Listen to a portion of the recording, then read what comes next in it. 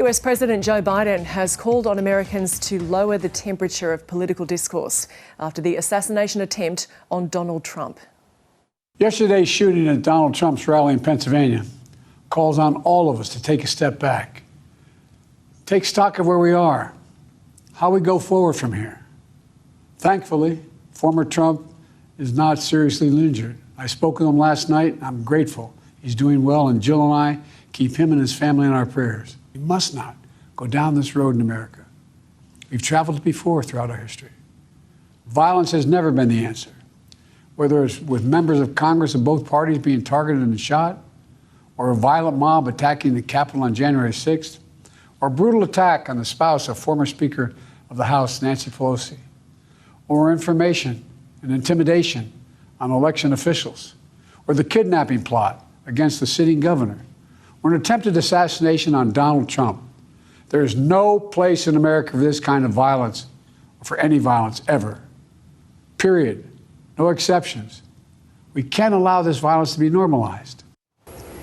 The former US president has now landed in Milwaukee, saying he is pushing on with his schedule despite the shooting at one of his rallies in Pennsylvania. He will attend the Republican National Convention over the coming days after being discharged from hospital yesterday.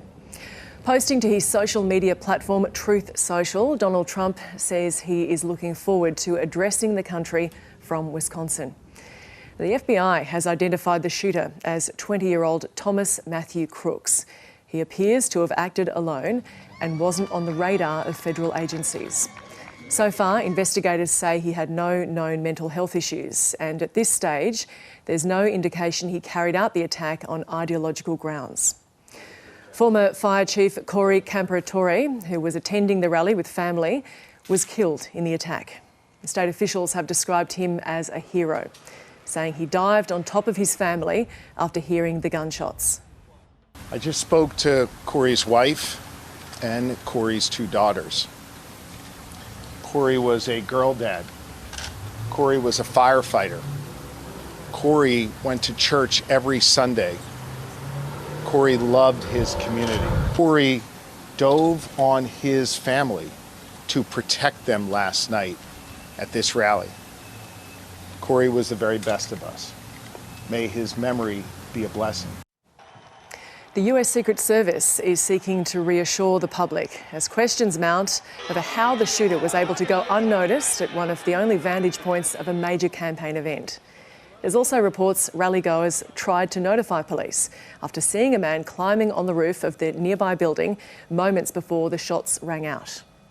If the spectator spoke to a policeman rather than the Secret Service, the police and the Secret Service and other agencies will all work together.